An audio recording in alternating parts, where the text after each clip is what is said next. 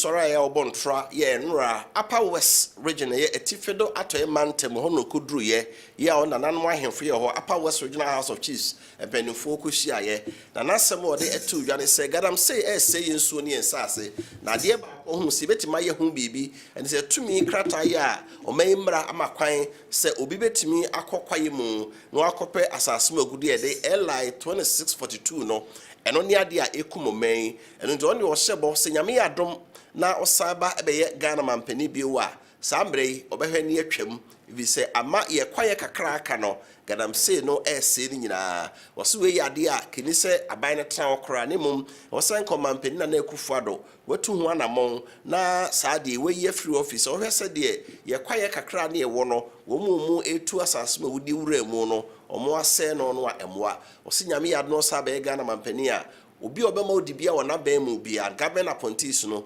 obia ntimi nko so kwa akoye asase magudo mining adwuma no bi we eyade a obekase so opeso ya amanyosem de a yehu free mining adwuma no nya saade a ontumi ene no enso. That's it immediately, because until they amended the LI, you couldn't go and mine in forest reserves. Once this government came and amended the LI, that is what has resulted in the free for all in all the forest reserves. And you should see the desecration of these reserves. Some of the trees there are 1,000 years old, 700 years old. They've cut them down, and they're just in there, ripping the forest. And so I believe that we must amend the LI. Governments, with the pressure from the organized labor, government has agreed to repeal that LI and replace it. And so I hope that it will be done before we come into office. If it is done, then that's it. If it's not done, when we come, we'll repeal that LI so that we can stop mining in forest reserve. The Forestry Commission says... Na owie ye no na mampani na da mahama ede soso se bi no mo ka se o ye to abai so onya mampani no a o twa mfie nan pe mfie nan no so ano okọ ya ontumi nya bibi fufuru bi enti empe obi a oba no nya mfie nan a obesa bebu nkonta akere Ghana fo ne asama no mfie nan aka ho wo se Ghana me amumra constitution mo ye no omunim de enti o mo ye se mampani akonwa ne mfie nan pe enti sansam no nkrofo ka se oba mfie nan de ontumi mfanya hwe no entasomo. You have 4 years, so you're not going to be accountable. Accountability is written in our constitution for every president. They shows what the president can do and what the president cannot do. And so I don't really think every president has 4 years. No president has 8 years. Every president, you are given a 4-year mandate. And it is how you use the 4-year mandate that makes you able to go and ask for another mandate. So that 8 years is not automatic and guaranteed. And I dare say that 4 years of a good leader is far better than 8 years of a useless leader. And so, for me, the 4 years Ghanaians are going to give me are about establishing a legacy. I've been president before. The Constitution says the state will look after me till I die. Even when I die, my family doesn't have the rights. The state that will take me and put me in the ground. So I don't really have anything else to prove. The state gives me a vehicle so that, till I die, the state will give me a vehicle. When it's old, they'll take the old one back, give me a new one. So what really do I have to prove? Yada suwa jina galamse hu nsɛm mu ne de ani kyerɛ mu ɛwɔ my Ghana mraship je fie mu enra ɛna mraship je fofura ho begye mu yom South Scott na se a obesan so adwendwen Ghana yie die ne nkankron ho ne nam so ɛma bre bi ɔkɔtena se saa de bre di kanu a dom kuma no ba no di ni dom kɛse re ba no di no motena se no ne mpanifo di nkɔmansa na wɔnom ahye dwuma die no ase ne no ɛna yewura afanyuma kan ye ɔno ɛna ɔdadom kɛse na no aso na akɔ efutu abato mpasua so ɔyɛ mraship dwani ɔde to dwa sɛ galamse ko no ɛyɛ akɔyɛ den kakra so ba Ghana hanu mu ye ya dane no amanyosem e na NDC fo abreso mu ye bi MPP fo nso yenso ye bi sa niema na ekoso no ye nyia mfiri mu na nyina anka mu se praye baako anko galamse ko no ba ye dene na ekodane na amanyosem a he bedrum bebi no na omanfo e ho kwa ho ye hia mu ye pa odi to dwa biem sa ban de nhye gu akwan so a akuafo am no bae ne muafu aseye o galamse nsa no no yetimi apempata sika bi e de amamo. Regulation 2023 LI 2462 by the Ministry of Environment, Science, Technology and Innovation, alongside the Environmental Protection Agency. This is a very bold decision by the President. Mr. Speaker, the fight against galamsey It's a collective fight for the survival and sustainability of our livelihood as a nation. This is because water is essential in our daily survival, and we must take measures to protect all the water bodies in the country from any form of pollution. We as political leaders and actors must commit to this fight in all sincerity and not to play lip service to it. Mr. Speaker, we must.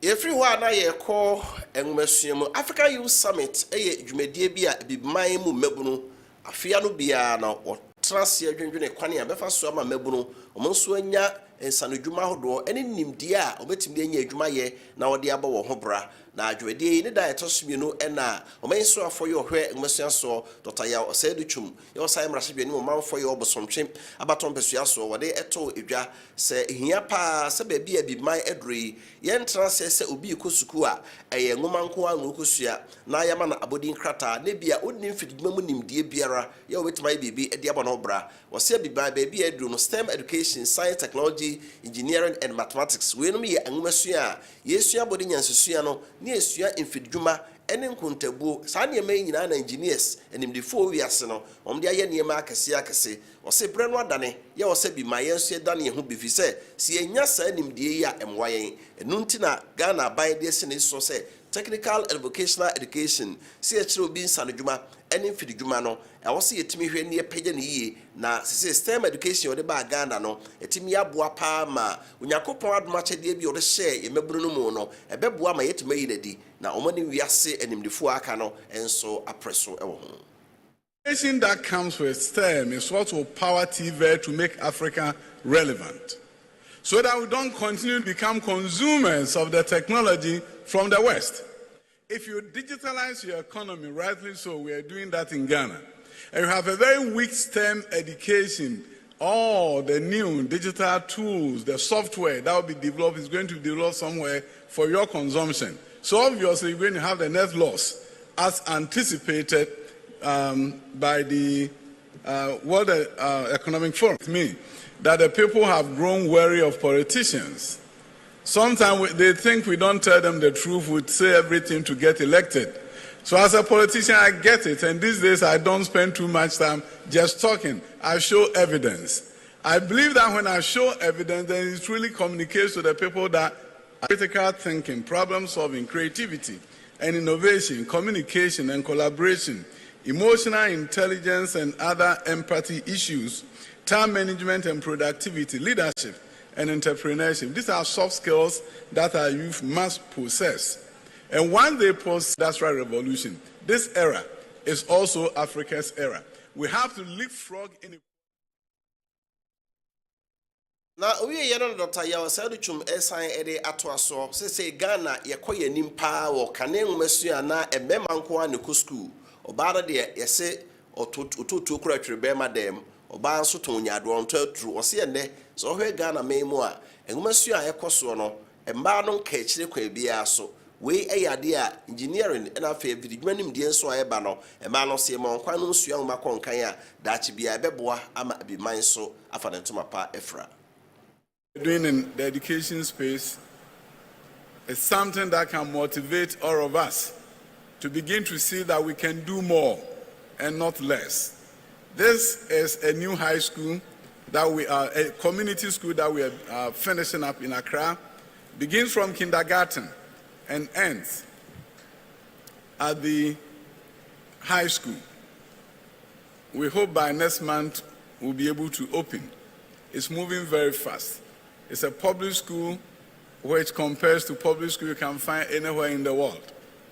We wanted to do this for the children to know when you walk in here, you can be the best in the world because you are being taught in facilities that are just like those in the developed and advanced countries.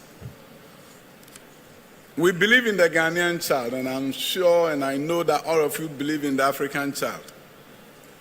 I want to make a passionate appeal again. I call it passionate because I think it's so important. to make sure we can create a better learning environment for the African child. Create a better future for the African child. Yedi ani chiremo ewo kuyadwuma kakra na Ghana Grains Council mo di dwumade bi a hye so friend say Ghana Grains 2024 forum no na dwumade no ase no mo di nkomo kakra edifa sene awie mu sakraye ha kuyadwuma titiro ene no baye se aburo atoko ne sade ma yedua enso oman mu no na yewura Dr. Abu Sakara oye Ghana manyuni a waben ewo kuyadwuma mu nsem oto ne sade frɛ no embo nani monyam so beta dwumade no akiri ne bra yewura Abu Sakara kasa no ene odi tu dwa so we sene awie mu sakraye si kro no a heki adwuma party through any Ghana na afa bibere matoya fam hanom no enti ese fata sa ba mu mpanifo ene wo mo aben ewo eyekwadwuma mu nsem ka wo ho bomu no mo dwene kwan obetimi afa so na eyewie mu sakra ewie timi boa na yeburo nyina hye ne ade ne befa kwan bi so ebeboa na enkofa kom kataban emre o my Ghana. If we don't prioritize, it won't happen just because we open our mouths and declare that this should be this and that should be that. So prioritization at leadership level is the key to setting up a policy framework within nutrition and food security. And that means focusing on the whole trinity between finance, production, processing capacity, that's technology, and then marketing. These three things. Na wasa dwumadie ya sianso na pani payo no na Ghana Grains Council ye twerefo pani maame Emily Afarebed nso dwumadie no ase bi no so kasa de to yewura Abu Sakara de no so se ne saso nti no dada nyino mo ne akuafo di nkomo kyerɛkyerɛ mo kwano betimi afa so adua aniema mpo epebre mu ye nkoba se no bae ne be hye ebi ne se be irrigation be fa nso de agugu so ne niema hodo bebre ya we ne niema hodo bi a wonom gidie se betimi aboa ama kwadwuma so atimi adi o man mu. I would say it's huge for all the agri sector because the land that we will use to crop is now being sold or being given to people to mine. And when they mine, because of the heavy metals that is left in the soil or in the water, you cannot use those crops that you grow as food because it will have residue of those metals in it. So it's something that we are all standing against Galamsey. And with the issue of drought, I would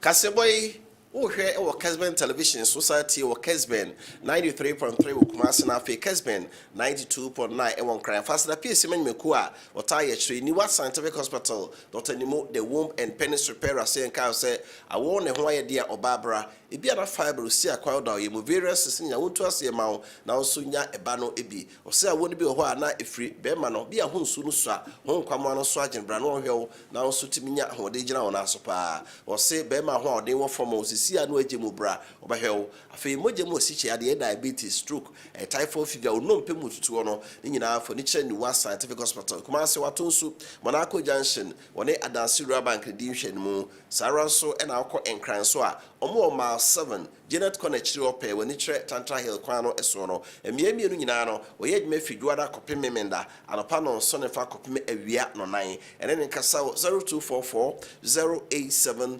687 0244 087 687 afi 0279 087 687 so Reform Herbal Center and Research Herbal Clinic Dr. Jamaidano friend the heart doctor will say akumayade de mfa no fichire kura obi akuma ebo parpare no bomodia se odwani enso be kire ne ho na eto betwa ma ho ato enromi ensa no de abadwa so Reform Herbal Mixture Reform P Power Capsules and afi Femicure 442 ema no monom Reform Herbal Mixture na de Femicure 442 aka ho wo de point se wa hemfie beko uni atenka fo aye kese ama abro se betwe saranso no akuma ebo parpare moje mosihia de diabetes hawa na beto ase emema no so nom Reform Herbal Mixture no for Reform P Power Capsules no enka ho bema ho de ewo fomo bema onso sisia no agemu saranso na bema prositama untumi enwonso we nyina namu ya de gonorrhea ni nyina beto ase akoma ebo parpare ni nyina so bijai eno nya na ewo mamu drugstore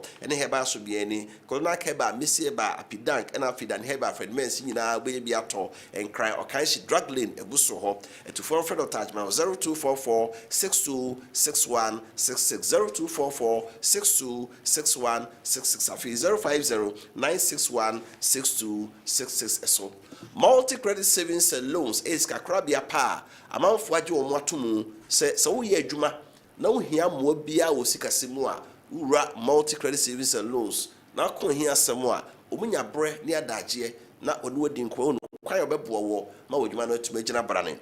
se de omode aba ene se wo ye higher purchase ene niema bo ekosoro kakra ene nti upe free TV air condition washing machine ato a okone ye ka ne bo no agye se bia bobo sika no a san watumi ato obedu okra bia akone asa atom nti multi credit sibra high purchase no ade bia opebeje na afi otete kakra kopim so betu ewie na aye odia anopai multi credit nkraba tibia ben wo Ghana ha no bowramu na ade bia open no bomode anu ni kodi ho nkomo na omo a na wonso onsa ekabi Kessben 93.3 ebaye emfie aduonu pepepe ni enne emfie aduonu a Kessben 93.3 ebaye Kumasi Dum Asida House tikesi a eso da yepa lawyer Steven Boateng tafe no Kessben wono ene de kasafidie besi ho amanfo amu achichi ne bench ye Ghana ne amano ne nyina de mu nyina semota yechi na muti edwumadi ahodo hwede ye de abeka ho nyina Kessben 93.3 edwuma panti ene ma Kessben television baye na Kessben 92.9 so beka ho ena yenya mfie adunu yema yetiefo ahwefo ne adofo nyina ayiko se mona mota yechire ma adwuma etumpon afide ho dwumadi nyina yenyu mfiri menom na eka bomu na yedi ahye osoro nyankrompon enwanyam Kessben 93.3 asidanko a yeda ye ho tiawa abaiba ede ma hodo sonsem ebeto so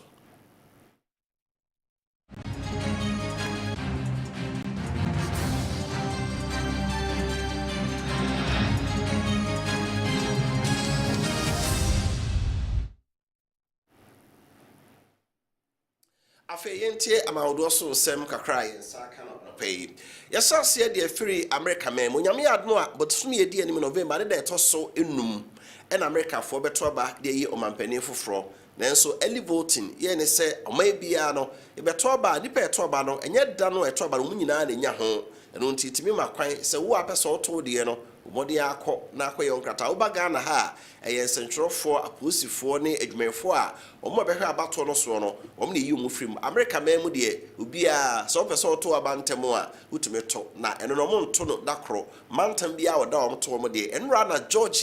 Georgia mantam no omo saase se omo to aba early voting no omo saase dada na enra no penifo wa America mem kire se afi omo hunu se aba no America fo beto papa vi se enra nko omo saase no enipa empimo ha aduwotwe enwotwe 188,000 ena Georgia mantam no womo akoto aba mo kire se wode tutu fie nan abesen kro no ho a enipa no a early voting da ompeso omoto no ntem no omkoto ye no na nipa no enru sei na omunru beye empim aduo kronkra tie se abọ ho be mpre no ya we echese bia amanfo nya da age sa da na asaba no omani na abre ye ompeso omoto bia na nra no omoto aba no na Georgia mantam ho no na omampani da do na Trump ho ya obonto a obabi foforo ena ewura Kamala Harris a ono se mampani abede kira wo si Democrat fo na emu apra mampani adwa no ono so boto bi se Georgia eka mantam a eye swing state aba no timida ne ko bunkum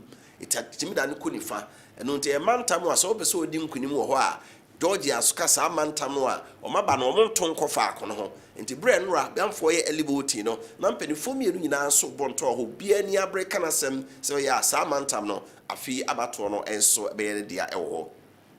na so awo America mem ho a omampani dada na Trump nra okoe se de dika no o ye campaign afi de ye ni begina passos DJ bomenyom na afi oma DJ ede nyum asiso ya bes ma be aduasa na ye to nyum we no sa ugina stage so a microphone kra no na mampani dada na Trump ya che se wode omo to nyum gi o man se de musical concert bi ena na omo ye bes ma aduasa na onkasa wo sa ya wie ansa na nensem a opeso waka no wode eto amanfo ni mu no wie ya okasa no wona de tu ja se abane de onyame atwere wie dada ama no se wono na wade nkunim na ade akare de ekire e na oprapra se omanfo a ewo Georgia mantamo no omonso beji atom se so ompesa America esaye kase biwa make America great again ebetimi abemudi a ene omo ensesa memu tumi no efise Democrat for no me ehufo asem bia ba omo ntumi nya akokoduro na omo nka ne se de sefata ebema owiase obi edi bone na obi yade bia mfata obonsa America fo otumi ya de ompe bia no betumi aye eno nso nti wasre wo mo se abawe o man sakraye a oka no emra na obeye America mampani o so omobo se nima besesa ama oman no nso etimi asa akonanim ebio. Yefri wa ne yeko Israel ene amane a atwa wo ho ahia entem ntokwa na nsen asama na homne so dendende no na enra America mampani Joe Biden atonkra e de akoma Israel man sofo pani Benjamin Netanyahu se o man adaduasa se wa makwan ama enuane ni nuro ye de koma manfo a e wo Gaza papreso kwa ho kire ne ahohia mu no wo mun se ntimi anka de a ene emwo America ma de boa Israel man no omfa ma omo bio ni nyina ne se Israel fo etua Gaza papre no atwa kuro no ahia eno nti omanfo a omyetimamufo no waka omo ahyem e wo mia hodo bi a se omo epeso ode enuane komom se amansaku bata Red Cross of de enuane ene nuro kokora no a omunya kwantimi nko ti obi wo ho a tuo ne topa yenkun no nanso ekomo adokro no ama na mfempade nyina no ubetimi yakan bi no nso da awom ye no ntenura amansaku bata United Nation nkra bata hiasman boss o omo kokasete a Israel bai no ena omampani Joe Biden ekirese adede santamo no Israel ba no bi o mapon na so omo pe Hamas fo a timemufo no de onyi ni se entokwai omni Israel ba no wasem bia wontimi fa ne ma enkoma wo mo e otiti o ma na tifem anyesa omo anwu e wotu ni atopa yemu no ekombe kum wo mo amahwe a o ma ne enso bedane ebutu eda so a wo Gaza mpapre so ho enra Israel sojafo akoto topa yawe na dibi e wo Gaza ayasabia kesi bia ma ejato ayasabia no mu no enipa nan e na ahye dworobe adane enson e ma afoforo bibire so pie eprepra na omanfo ana wa yasabia ho omu se topa yi ba ene kire se ohunu se Israel fo ni abadaye ebi se ohunu se se de Israel fo beto topa yi ho no obi o ya da ya paso no se be asemsi na so nso nyane kura no a oni ahoden a obitima sore na ode adwane nti e yara wosem se Israel fo tin Hamas fo a wode aduru ayasabia manfo a omeprepra ntokwa mu no omugu na honso wode ato wo mo nanso Israel fo kire se baabi ekon na duro no omuni obi aho adona efise Hamas fo no ebi o aya asabia ne si wonim se ehwe ayarefo nanso be wura ya asabia no mu no na eho ye adekrada ya omakodi eguo hu sekremo so da asiwo a wonim se efre nyame na ntinya de a obekọ nanso bi eho na Hamas fo na akodi eguti be bia sa akodi ebiguo no se wo ye Hama Palestinian ni na Gaza papre so a bomode ayi Israel fo asotire ana asatwe ofri ofise omode akodi ebesi ho na ya sabia o se ye kremo so da mu se Israel fo nko ade a wo de topa beba bebom na omo ase no ebise ontra ho ema wo mo fa akodi enwo na wo mo enkum Israel ma na de se de ekoso esa no yeto aso ana yeko Lebanon ememu nso enra Lebanon ma no mpenifo ye oda Hezbollah kodom no ano no omo akasa de atodwa se Israel fo pese topa yesoma kra wo soma ba Israel memu no meja de a ene Israel ba nso nyina sojafo a omo atiesi Lebanon sase so no mfiri wo na afi atopa yegu edu primu a wo jae edigu won so no ni nyina nso omo enyae na Hezbollah fo sei omo pani ye odaku no ano no omo ntimi mfa ne din entodwa fi se da Israel fo behunu nipa Hezbollah fo yi no so na ku na no omo nso be kono nanso opani ya okasa ye friend Naim Kasim na nasem odi atodwa nse kukuru ni nyaade a keke no nso nyae na omo Lebanon fo no omo otopa ye so akro pi enu bi na nsem moto ya ko Israel memo akokum Israel soja fo nan na prepare fofo pi ya ma omanso fo pani Benjamin Netanyahu so de ni abere hunti utunofo se oyina akode yenko na obia ntra ne memo asomdwe mu eno ansa na de onso oke bia no ono o ma no mpanifo aka se be ya asomdwe so betimi enso aba yesa ko Israel memo bi mu nso a Israel ban no aba ma ne yese ntokwa ekoso yi di ntia amohu se amane atwa wo ho ahia titiw Hamas fo yete Gaza papre so da bia omunya akode ene Israel fo be kon ne se Hamas fo ewokuo ene ankrankro bi ewo Europe ama ahodo so ya chese omugye moa e de firi wo nchen na Israel memo adwumaku ye fen Muzad omawie remu a mo mahunu Europe ama ahodo a Hamas fo yi ewo enimdifo ho na amabi se UK Germany Italy Belgium and afi Netherlands omo kire se afi atwa mu no ebra Hamas fo be sua ekon ewo Israel fo so na obekum nipa be ye apema ha enu de ntokwa yi ba ye no saa sikasam ne mmoa Hamas fo nya de ba ekon nyina no wo mu akuo bebre ewo Europe memu a ebi ekuo ebe nso ya ankrankre om de osika ene wo mo nimde eboa Hamas fo saa ekuo na wo hu mu nyina no woni America ene Europe man ne NATO mpanifo be ni